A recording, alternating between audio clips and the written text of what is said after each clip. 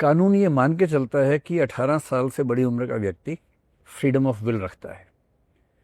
Freedom of will का मतलब है कि अगर किसी ने मुझे उकसाया तो भी मेरे पास ये ऑप्शन था कि मैं उकसावे में आऊं या ना आऊं। मैं आ गया, मैंने गोली चला दी, तो जिम्मेदारी तो मेरी बनती है। तो लीगली तो रिस्पॉन्सिबल वही व्यक्ति जिसने हत्या की है, उम्र कैद उसी को होगी।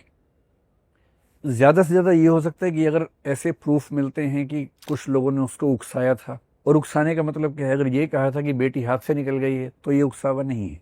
अगर ये कहा कि बेटी को मार दो, गोली मार दो उसको, मैं होता मार देता गोली, ऐसी बातें की हैं, तो एबेटमेंट जैसा कोई क्राइम उस पर हो सकता है कि बने।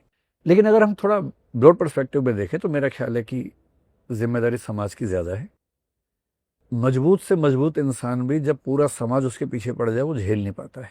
परिवार कोई नहीं झेल पाते हैं। आपके परिवार में 5 लोग हैं, बाकी चारों आपके पीछे पड़ जाए, रोज दबाव बनाए, सुबह से रात तक दबाव बनाए, कब तक आप झेल पाएंगे? एक समय के बाद अंत में आप वो कर बैठेंगे जो परिवार चाहता है आपका।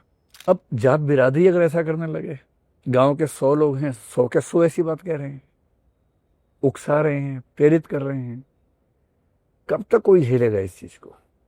तो सच बात है कि ऑनर किलिंग जैसे मामलों में नैतिक अपराध तो समाज की ओर से होता है। कहीं भी हो, भारत में हो, यूरोप में भी होते रहे हैं, अमेरिका में भी होते रहे हैं। अभी अमेरिका में ब्लैक्स एंड वाइट्स के अपराध जो होते हैं उसमें वो वाला भाव होता है। ऐसे कई अपराध हुए हैं, किसी ब्लैक व्यक्ति को सिर्फ इसलिए मारा गया कि हमारे ऑनर के खिलाफ उसने काम कर दिया है।